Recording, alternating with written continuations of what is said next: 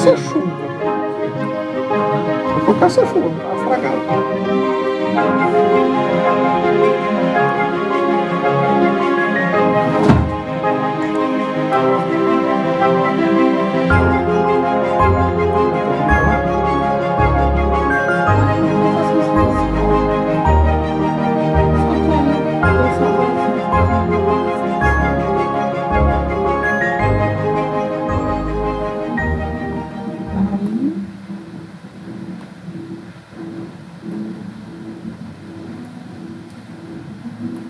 Pequeno demais, me dá a sua paz, largo tudo pra te seguir.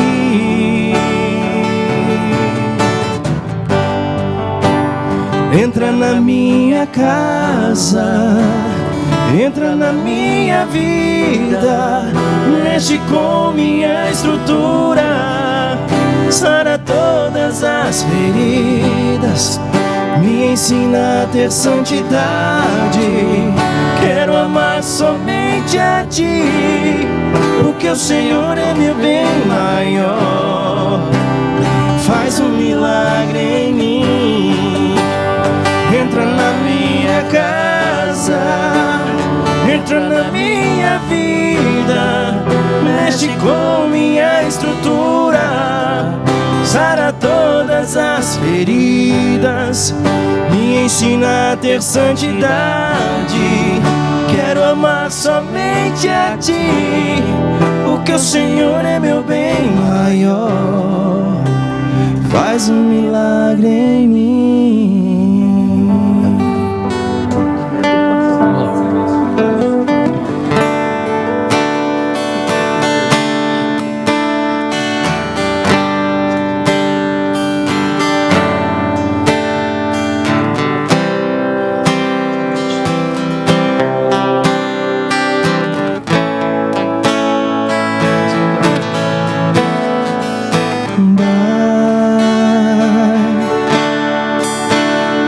Descobre caminhos por entre sementes de luz, banhadas de amor, e em paz segue em passos de fé sobre as pedras pontudas da dor. Suave lição, vai, começa com o dia que se inicia a cada manhã. Vai em busca da luta mais justa, sentir-se capaz de seguir. Não há como falar de coragem sem se aceitar a existência do medo.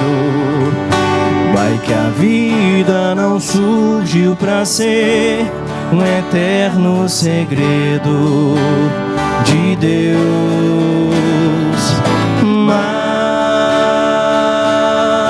Mas quando a noite vier e o cansaço selar teu futuro, descansar em paz, e assim poderás repensar novas metas perante o escuro, buscar o amor de Deus, de Deus. Mesmo com medo, acredita em ti mesmo e descobrirás que és capaz de mudar com o mundo, de crescer com o mundo, de iluminar a própria paz que acredita no poder do tempo, que espera o devido momento em que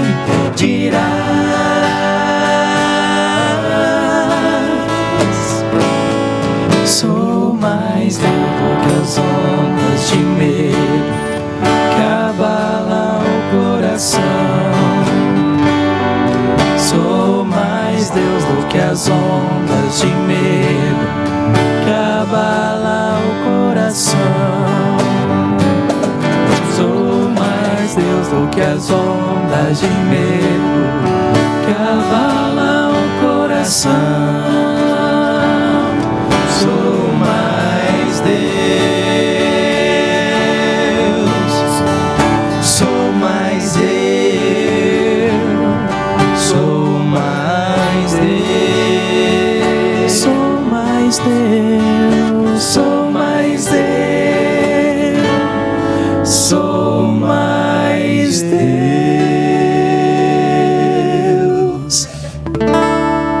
Foi.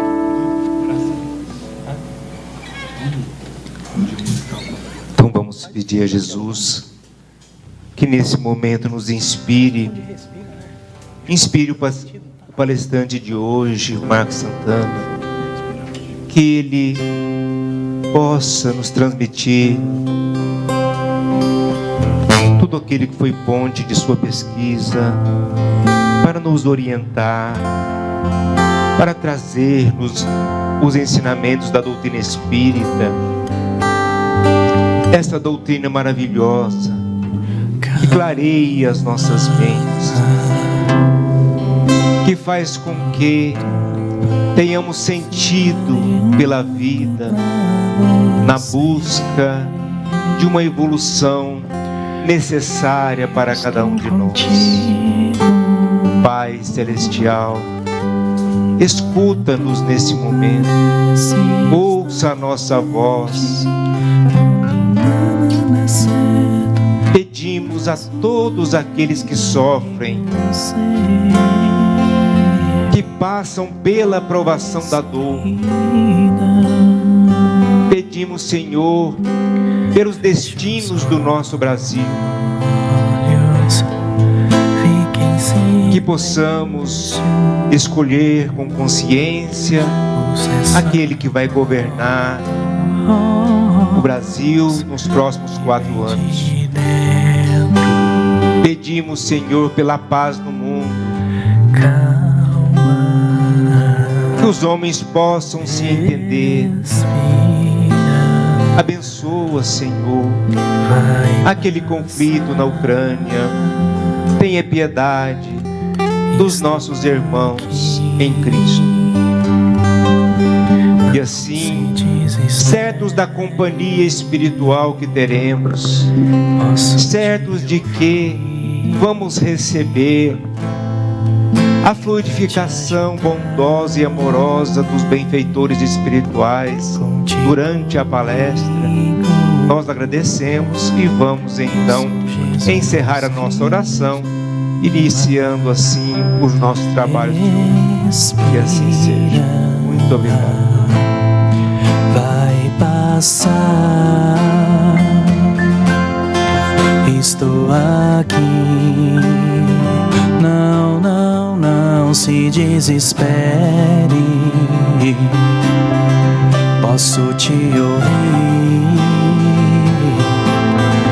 Vim pra te ajudar.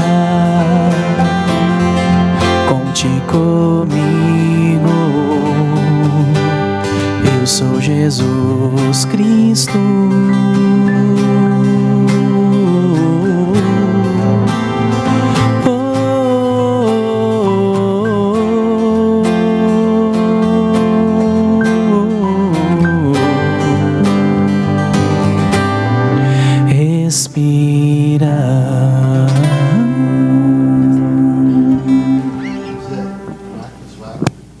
Marcos Wagner. É Marcos Wagner, desculpa, Marcos. É Marcos Wagner, meus amigos. Então vamos receber nosso irmão Marcos Wagner. Seja bem-vindo, boa palestra. Eu pensei uma coisa e falei outra. Meu Deus. Desculpa aí, Marcos.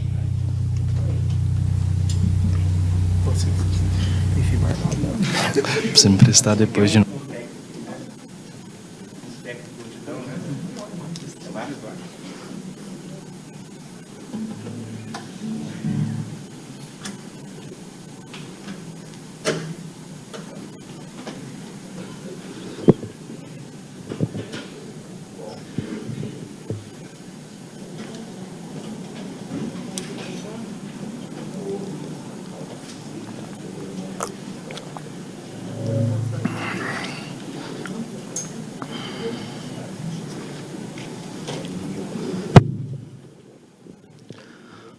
Boa noite. Quem ama precisa ter alguém. É assim que ama primeiro. Mas amar o que convém não é amor verdadeiro. Quem quiser amar alguém, precisa amar o mundo inteiro, pois só sendo por ninguém que o amor tem paradeiro. O amor de Deus me deu a vida e por isso estou aqui e existo. O amor de quem não sofreu nada além do que o previsto. Podem até ser palavras de um amor nunca visto. Mas quem disse isso não fui eu. Quem disse isso foi Jesus Cristo. Quero saudar a todos, desejar que tenhamos uma noite iluminada, de muita luz, de muita paz, de muita elevação. Que de alguma forma possamos sair deste ambiente melhores do que quando adentramos, e pedimos também que de alguma forma algum ensinamento possa ficar cristalizado ou que nos sirva de reflexão a todos nós. Conforme esse poema adaptado de P.C. Martins Moreira, eu vou falar hoje de amor. Só que o tema que está previsto não é a prática do bem. Na verdade, quando a gente fala da prática do bem, é simplesmente uma consequência da concepção completa do que é o amor, que pode ser que ainda não tenhamos. Para ilustrar e utilizar como contexto, eu vou basear numa saga, numa obra de 1941, psicografada por Francisco Cândido Xavier, o Chico Xavier, do Espírito Emmanuel.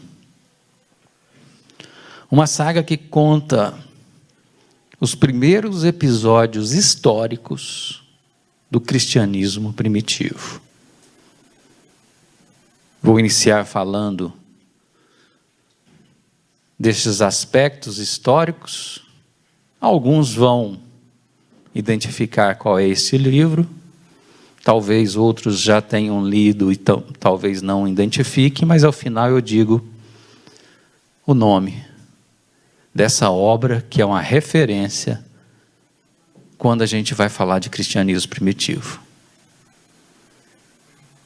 E essa saga, resumidamente, na sua primeira parte, que a gente poderia destacá-la como uma parte de transformações profundas, de impactos, começa-se pouco mais de 1 ano depois do Calvário, depois da crucificação, na cidade de Corinto.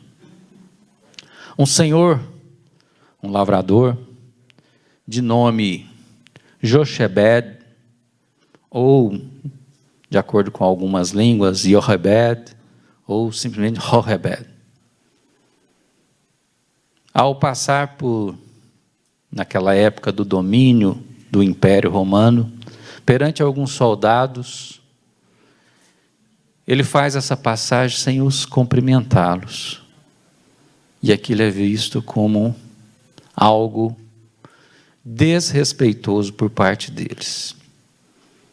E ele recebe uma punição. Sempre uma punição com violência física. Retorna para casa, triste, e ao chegar em casa, tem um amparo de seus 2 filhos, 2 jovens. A esposa já havia deixado o orbe físico, e era apenas aquelas duas companhias que o alegravam. Mas companhias extremamente evoluídas. Extremamente. No dia seguinte, Jochebed, ao passar novamente por alguns soldados romanos, faz o contrário. Os cumprimenta de forma veemente. Novamente eles encaram aquele cumprimento como um desrespeito, e novamente ele é açoitado. Novamente ele é violentado. E novamente chega em casa na busca de seus 2 filhos. E o filho mais velho, e já é um grande aprendizado para nós, tende a tranquilizá-lo, dizendo que a misericórdia de Deus era muito maior. E o pai, ferido no seu orgulho, não suportava aquela dor. Mas o filho, um ser já iluminado, repetia para ele: Pai, depois de tantos ensinamentos, depois de tanto ler a lei, todos os escritos de Moisés, a lei mosaica, depois de ter lido tantos os profetas, depois de tantos ensinamentos que a nossa mãe nos deu, Pai, perdoa, pois Deus é misericordioso, Deus tem algo para nós. O que nós faríamos se o nosso pai chegasse e fosse naturalmente violentado? Porque a primeira reflexão que nós temos quanto a essa figura, esse jovem, é saber qual que seria a nossa reação. Nós pediríamos o revide? O que nós faríamos? E ele simplesmente pedia para que o pai tivesse equilíbrio, tranquilidade, paciência. Mais um dia se passa e o censor, ou representante do império naquela localidade, convoca todos os moradores para que eles possam apresentar insatisfações ou reclamações. E assim, Jochebed vai até a presença daquele representante e lá coloca suas indignações, que são avaliadas, porém, eles não apresentam concordância. E pior, naquele momento, ele reclamava que já tinha perdido boa parte da sua propriedade rural, que tinha ficado somente com a casa. Ele também perde a casa. Ou seja, ele perdera tudo que tinha do ponto de vista material. Ao voltar para casa, então, totalmente indignado, revoltado, ele resolve colocar fogo em uma pastagem, exatamente uma propriedade ao lado, que foi dada a um dos representantes romanos. E o fogo que foi ali colocado se perde. O controle que ele queria que fosse apenas um aviso, aquele fogo se espalha, causando um mal ainda maior. O filho vai, então, ajudar todos aqueles vizinhos que estão ali tentando apagar o fogo, a noite inteira.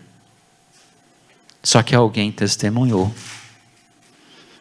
E essas testemunhas, então, levaram a informação que Jochebed tinha colocado fogo na pastagem para os representantes romanos, que no dia seguinte batem à porta daquela casa onde morava ali o pai e os 2 filhos, a filha e o filho, e os levam para a prisão. No momento de julgamento, Este filho, que pelo nome agora, talvez quem não leu ou já viu falar dessa obra, que se chamava Gesiel, tenta interceder, dizendo que era ele que tinha colocado o fogo. Mas o representante do Império Romano fala: não, mas como pode? Você até ajudando a conter o fogo estava. Você está mentindo. E por isso você será também açoitado. E nesse momento chega a mensagem de que aquele proprietário da fazenda tinha morrido. E aí, novamente, o senhor Jochebed é açoitado, mas dessa vez a violência foi tanta que em uma das chibatadas corta-lhe o pescoço, pelo menos parte, e ele começa então ali ter os últimos momentos da sua vida física. O filho também recebendo o castigo, e a filha, de nome Abigail, sem saber o que poderia fazer, começou a cantar hinos, cânticos, orações, e aquilo começa a incomodar os soldados, e ela é colocada lá de fora, jogada a esmo. Já não tinha casa, já não tinha o pai que acabara de morrer, e apenas lhe restava o irmão. Pouco tempo, no desespero lá fora, Abigail pergunta a um dos soldados o que acontecera com seu irmão Gesiel. E o soldado responde: ele foi encaminhado para as galeras, embarcações daquela época, e fala para ela: nunca ninguém retorna das galeras. Então ela se sente naquele momento órfã, não sabia o que ia fazer, sem o pai e o irmão que agora não tinha paradeiro. O tempo passa, Abigail consegue, por meio de contatos de amigos, ser adotada por uma família, e Gesiel, numa embarcação, começa a se destacar como brando, como pacífico, como uma pessoa que, apesar da insalubridade daquele local, apesar de todas as péssimas condições, péssimos tratamentos, era uma pessoa equilibrada. E no decorrer desse período nas galeras, uma pessoa ilustre, romana, é levada para a embarcação, para, nessa embarcação, ir até um outro destino. Esse ilustre passageiro se chamava Lúcio Flávio. Porém, Lúcio Flávio, em pouco tempo, começa a adoecer. Uma enfermidade grave, e daquela época era extremamente transmissível, o acomete, e o capitão, não querendo colocar nenhum dos seus trabalhadores para atendê-lo, lembra-se do escravo que era o mais doce, o mais amável, o mais obediente. E Gesiel então foi cuidar daquele passageiro. E depois de alguns dias, algumas semanas de intenso cuidado, Lúcio Flávio se recupera. Porém, Gesiel fica doente. E ao ficar doente, o capitão do navio teve a ideia simplesmente de jogá-lo ao mar. Ele não poderia deixar que aquela pessoa infectasse outros. E aí então, Lúcio Flávio, que era aquele passageiro ilustre, se apieda de Gesiel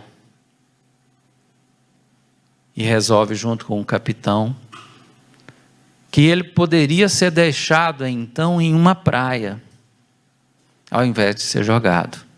Mas o capitão falando, mas eu não posso fazer isso. Eu não posso libertar nenhum dos escravos que aqui está, mesmo que esteja doente. Lúcio Flávio então disse, coloque nos seus relatórios que você jogou ele ao mar, nós vamos deixá-lo na praia.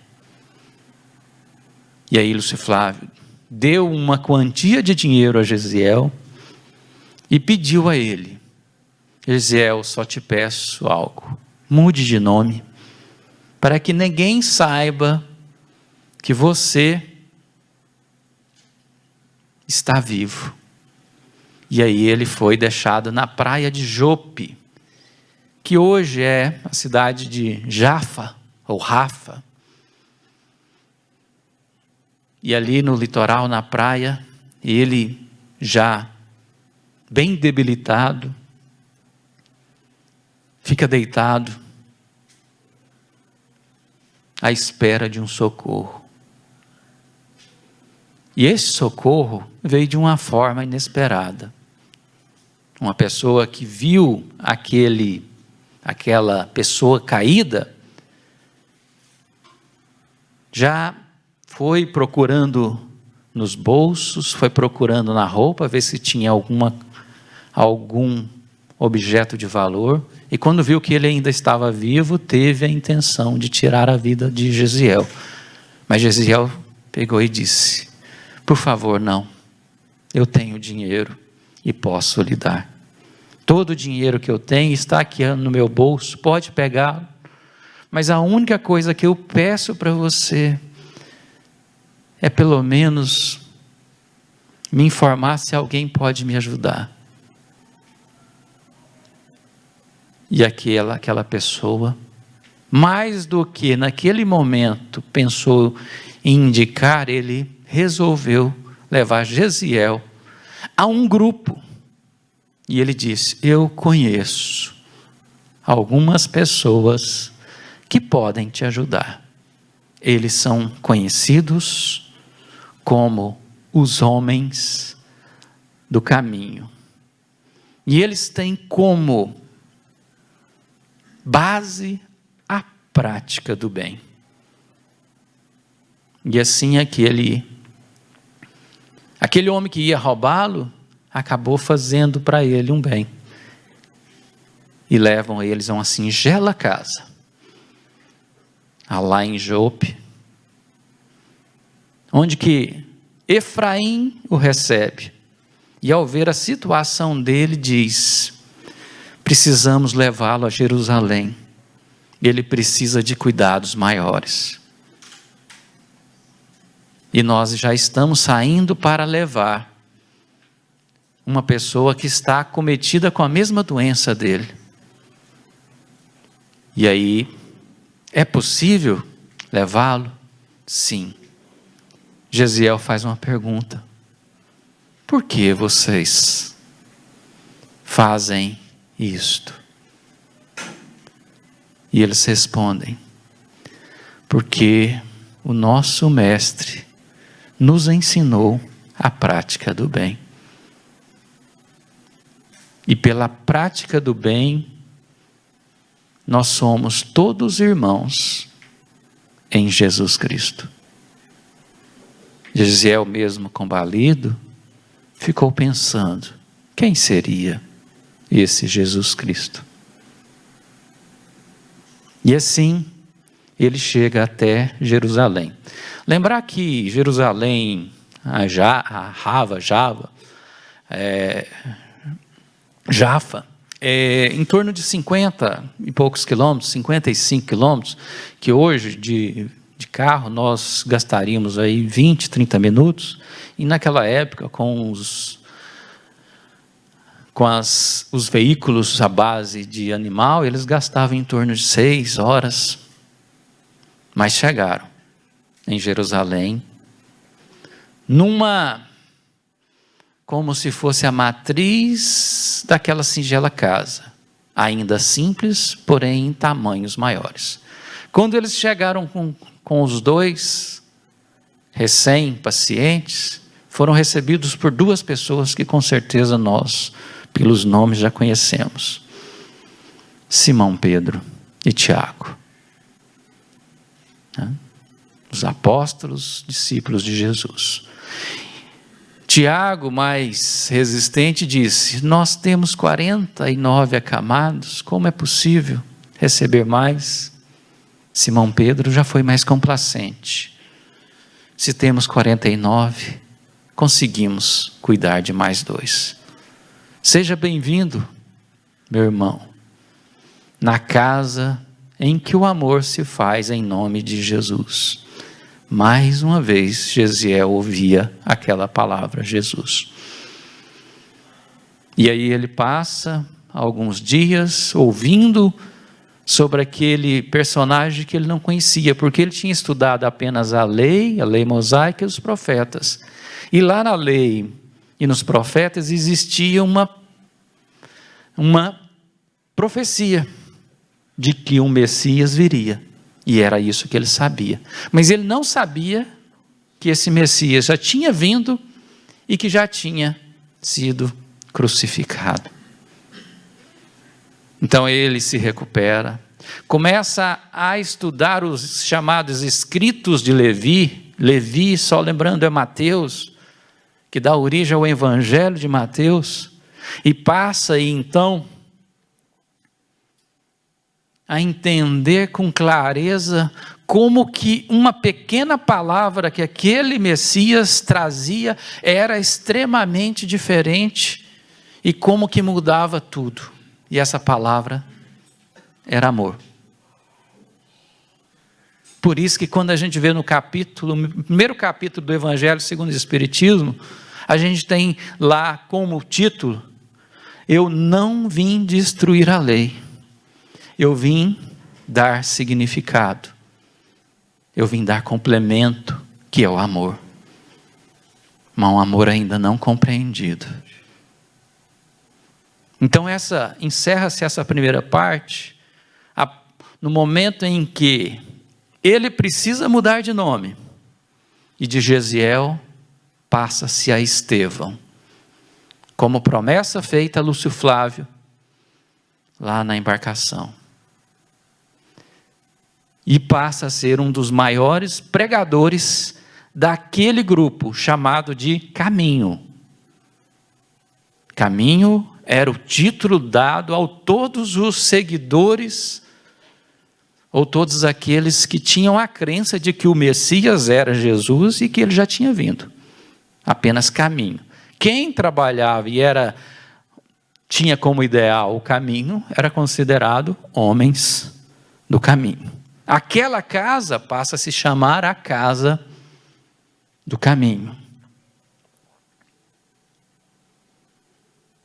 E essa pregação então se estende. E a gente encerra a primeira parte, iniciando a segunda, mais resumida, não menos profunda, mas de grandes impactos emocionais também, de grandes conversões. Começa, resumidamente, na conversa de 2 jovens, um chamava Sadoc e o outro Saulo. Sadoc e Saulo conversando sobre curas mirabolantes, feitiçarias na avaliação deles, que estavam acontecendo em nome de um nazareno, que apesar de já ter sido morto, ainda repercutia muito. E Sadoc falava para Saulo: Saulo, você precisa conhecer o que estes homens do caminho e sua intitulada prática do bem vem fazendo. Eu acho preocupante. E Saulo disse: por quê? Porque o meu tio era cego e foi curado. Saulo era um doutor da lei. E doutor, naquela concepção daquela época, é um pouco diferente das concepções acadêmicas de hoje, porque lá a concepção de mestre é aquele que tem muita sabedoria e distribui naturalmente aos seus discípulos. O doutor, e qualquer tipo de doutor daquela época, era aquele que tinha grande conhecimento sobre uma determinada área. E ele era um doutor da lei, que tinha duas preocupações naquele momento. Uma, se tornar um membro do Sinédrio, substituindo o seu mestre, que se chamava Gamaliel. E a outra era um recém-romance com uma moça que ele conhecera tempos atrás. Ele visita então essa moça, fala, né? Era algo que ele fazia constantemente. Ela morava com seus pais adotivos na estrada de Jope. E ele toda tarde procurava se refazer, indo buscar um alento com aquela jovem. Ele relatou da vontade que tinha de visitar aqueles homens do caminho. E ela sempre o apoiando. E assim eles fizeram. Saulo e Sadoc foram até aquele ambiente e ficaram surpreendidos com tamanha quantidade de pessoas, tamanho público. E uma pessoa com uma capacidade oratória e com uma verdade que os incomodava, que era Estevão. Ele tentou naquele primeiro encontro confrontar, porque para ele, como doutor da lei, o que eles estavam fazendo é o que a gente considera heresia. Pois, como judeus, o que tinha como lei era exatamente a lei mosaica, a lei de Moisés e todo o conjunto de regras que existia. Além disso, não. Não acreditavam mesmo como judeus que aquele Messias tinha vindo. E assim, o confronto foi o primeiro confronto entre eles, confronto apenas ideológico. Dia seguinte, ele conta já à sua noiva que existia um tal de Estevão que o incomodava e que ele precisava fazer alguma coisa. A noiva tinha, além da preocupação com o romance, tinha uma outra preocupação: encontrar o irmão. Pois aquela noiva era Abigail. Só que ela não sabia que o seu irmão era o Estevão. E aí, para a gente terminar essa saga, existem alguns desenrolares, como o apedrejamento de Estevão, depois de um julgamento, tendo como participação no público a própria Abigail, que ali, do ponto de vista físico, morre um pouquinho. Depois, a tentativa de Saulo de buscar a confiança da noiva, mas quando ele acorda para essa possibilidade, já era tarde. Abigail também morre. E ele fica desesperado. Mas o maior desespero dele era porque antes de morrer ela disse que não tinha nenhuma mágoa em relação a ele, nenhuma, e que tinha, por meio de uma visita de uma pessoa chamada Ananias, conhecido a verdade. Saulo se enfurece novamente o Nazareno, e resolve, usando seus poderes, agora de substituto do Gamaliel dentro do Sinédrio, fazer uma busca, inicialmente por esse senhor que tinha colocado ideias insanas, e que talvez tivesse sido aquilo que teria causado a morte de Abigail. E aí, para muitos que conhecem o livro ou a história, ali começa uma conversão, pois na estrada de Damasco, Saulo tem algo que é descrito de forma fantástica no livro, a aparição de Jesus, que com tamanha luz o deixa cego temporariamente. E há praticamente duas frases no diálogo. Primeiro, Jesus: Saulo, por que me persegues? Jesus o questiona. E Saulo, naquele momento, diz apenas: Mestre, o que queres que eu faça? Começa-se a conversão. Não podemos entender que essa ali foi a conversão. A conversão é um tempo que se dá entre esse fato até o último momento de vida física do que se tornaria não mais Saulo, mas sim Paulo. Paulo de Tarso.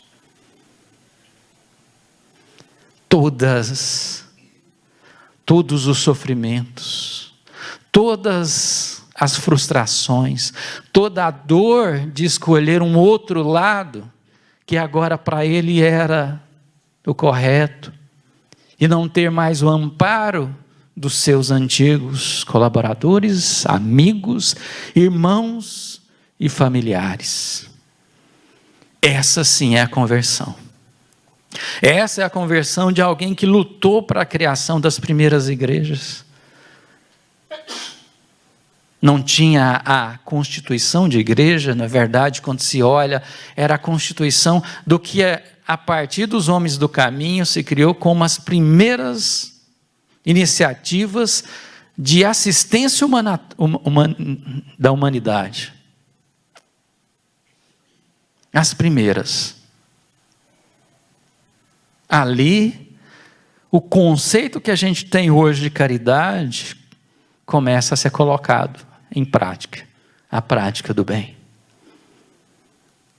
E ele então encerra a sua participação física nesse planeta no momento em que, por uma decapitação, a cabeça sai do corpo físico, mas o espírito caminha naturalmente, vendo ao seu lado todos aqueles que já tinham ido antes. E é um cenário como se cada um estivesse ali o aplaudindo depois da sua tarefa. Mas essa é a conversão, não é aquela simplesmente em Damasco. E ao fim, quando ele olha lá ao fundo, quem estava esperando por ele? Ao centro, Jesus. De um lado, Estevão, de outro, Abigail. Este livro é o livro Paulo e Estevão. Em 1941, esse livro traz, não só para os espíritas, mas para toda uma sociedade, conceitos do que realmente é o cristianismo primitivo. E para complementar, a gente vai ver que junta-se a Paulo um amigo chamado Lucas. E Lucas, que se torna um dos evangelistas, tem a ideia de que, em vez de chamar homens do caminho ou apenas caminho, por que não chamar de cristãos, já que eles seguem o Cristo? Então é ali que a gente entende claramente por que cristãos são aqueles que passam a seguir Jesus, não, aqueles que eram adeptos do Cristo. E aí, para encerrar a saga, não poderíamos deixar de falar, de dizer que Abigail, durante um momento de maior aflição de Paulo, nesse período da sua conversão, chega até ele, quando ele está num estado de sonambúlico ou dormindo, e diz para ele: Paulo, tenha paciência, tenha equilíbrio, Deus proverá. Mas deixa para ele um recado: ama, trabalha, espera e perdoa. Ama, com um sentido que a gente vai ver, que era para que ele pudesse, por mais que ele estivesse sofrendo tudo o que ele estava passando, que era para ele compreender o outro. É o conceito da indulgência que a gente tem hoje. Ame profundamente. Trabalhe, no sentido da construção da obra interna. Pois quando cada um de nós formos nos melhorando, nós estamos naturalmente melhorando a todos. Espera. Ela quis dizer que a qualquer momento nós vamos receber um chamado e nós temos que estar prontos. E a gente vê isso lá no Evangelho quando diz: muitos são os chamados, poucos os escolhidos. Então esperar é estar pronto. E perdoa. Porque perdoar, o conceito da palavra, é tirar esse e separar doar. É doar na sua máxima condição. É se doar plenamente, a entender as dificuldades do outro. E mesmo que ele erre, nós perdoaremos. A partir daí foi dado a Paulo mais uma condição para que ele continuasse a sua obra. E nós vamos então deixar a saga e entrar no Espiritismo. E quando a gente pega o Evangelho segundo o Espiritismo, nós vamos ver 2 capítulos, capítulo 10 e o 15. Capítulo 10 é uma bem-aventurança, bem-aventurados os misericordiosos. Capítulo 15, fora da salvação, não há caridade, ou fora da caridade, não há salvação. Fora da caridade. Não é fora da igreja, não é fora do centro espírita.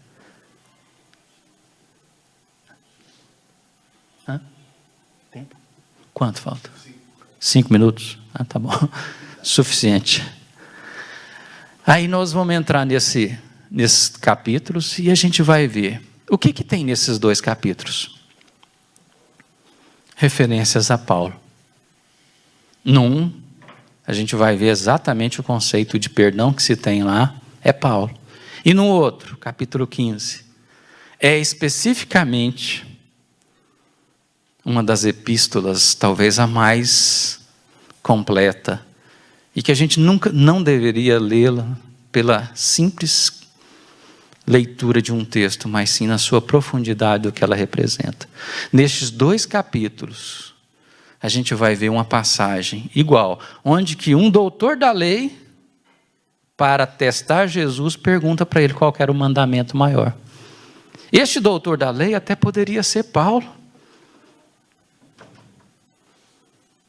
Algo que a gente, pelos caracteres ou pela estrutura histórica, sabe que não, mas poderia. E a pergunta é: qual que é o mandamento maior? Está em 2 capítulos. É o que a gente chama de evangelhos sinóticos, porque tem um prisma em comum. E aí eles dizem: amar a Deus acima de todas as coisas, com toda minha alma, espírito, coração, mas principalmente amar a Deus e amar o próximo. Só que a gente acha que amar é um sentimento Porque a gente vai ver lá na lei do amor no Evangelho segundo o Espiritismo que diz que a gente sai do instinto, passa para a sensação e vai até o sentimento. Mas o que é isso realmente? Aí o amor, gente, o amor é conduta. O amor é atitude. O amor é o que a gente faz. Porque quando a gente exercita a prática do bem, nós vamos nos tornar homens de bem. E nos tornando homens de bem, a gente poderia ir lá no capítulo 17 ver o que é um homem de bem. Porém, alguém poderia falar assim, é frustrante ir lá e ver o que é o homem de bem. Mais de uma página de definições, só que a gente precisa entender, usando aquele conceito, o copo meio cheio, meio vazio, a gente precisa olhar do ponto de vista do copo meio cheio. Entendendo o seguinte, que é tudo isso aqui que eu vou ser quando eu for uma pessoa de bem? Isso é o alento. E não olhar do outro lado e falar assim, estou muito longe de ser isso. Mas eu só vou chegar naquilo lá se eu fizer o que está na questão 918 do Livro dos Espíritos. Em todos os atos da minha vida, colocar em prática a lei de Deus, que é o amor. Em todos. E aí sim, eu vou entender. E para encerrar então, este amor que a gente ainda não compreende, que é ação, que é atitude, que é o ser. Por isso que no poema inicial, só sendo por ninguém que o amor tem paradeiro. Eu não preciso ter alguém especificamente. Eu tenho que simplesmente ser. Eu tenho que simplesmente me doar. Eu tenho que simplesmente fazer o que o contrário a nossa característica ainda egoísta, como na oração de São Francisco. O mais importante não é ser amado, e sim amar, mas é da atitude. Porque Paulo falou assim, ainda que eu fale a língua dos homens e dos anjos, se não tiver amor, é como um sino que ressoa ou como um prato que retine. Ainda que eu tenha o dom da profecia, saiba todos os mistérios, tenha todo o conhecimento e uma fé capaz de mover montanhas, se não tiver amor, eu nada serei. Ainda que eu dê tudo que eu possuo aos pobres, entregue meu corpo para ser queimado, se não tiver amor, nada disso me valerá. O amor é paciente, é bondoso, não inveja, não se vangloria, não se orgulha, não maltrata, não procura seus interesses, não se ira facilmente, não guarda rancor. O amor não se alegra com a injustiça, mas se alegra com a verdade. Tudo sofre, tudo crê, tudo espera e tudo suporta. O amor não perece nunca, mas as profecias desaparecerão, as línguas cessarão e o conhecimento passará. Tudo, em parte, conhecemos, em parte, profetizamos. Mas quando o que for perfeito vier, o que for imperfeito desaparecerá. Quando eu era menino, falava como menino, pensava como menino, raciocinava como menino. Quando me tornei homem, deixei para trás as coisas de menino. Agora, pois, vemos um reflexo obscuro, como em espelho, mas então veremos face a face. Pois, em parte, conheço, mas conhecerei plenamente, da mesma forma como plenamente sou conhecido. Assim, restarão apenas os três: a fé, esperança e o amor. O maior deles é o amor. Uma boa noite a todos.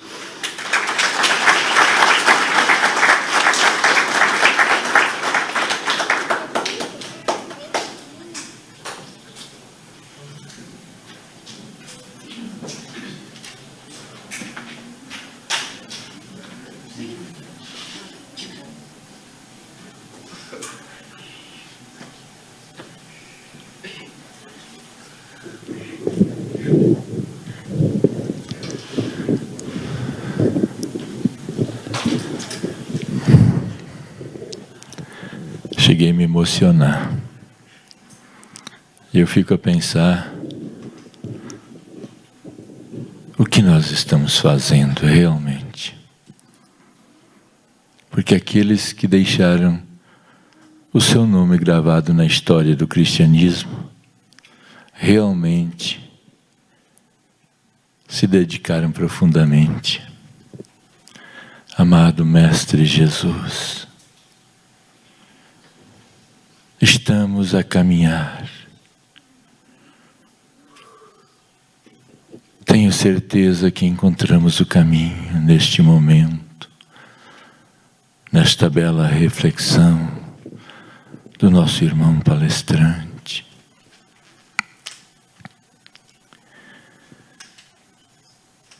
Inspira-nos o amor em nossas vidas. Inspira-nos o trabalho, para que possamos aguardar o nosso momento com fé, com resignação, com perseverança. E assim, amando e perdoando, queremos trilhar o caminho que nos foi reservado pelo Cristo, quando Ele nos disse que Ele é o caminho, a verdade e a vida. Senhor, ampara-nos, pois ainda somos tão pequenos. Queremos nesse momento, Senhor, pedir por todos aqueles que sofrem nos hospitais, nas ruas, nas prisões, muitos desamparados, desesperançados, que os bons espíritos possam levar a cada um o ânimo de que lhes falta, a disposição para levantarem-se de seus catres e caminhar no caminho proposto por Jesus em direção ao alto. Ampara-nos todos, para que possamos, de braços dados, unidos por esse sentimento de fraternidade universal, esse sentimento profundo que haverá de nos unir a Deus. Dá-nos, Senhor, de Tua paz, de Teu ânimo. Que assim seja. Muita paz a todos. Uma boa semana. E que possamos retornar aos nossos lares, levando esse padrão vibratório e, se possível, nos manter nele por toda a semana. Quem for receber o passe, fazer fila à direita, e o pessoal do tratamento aqui em frente.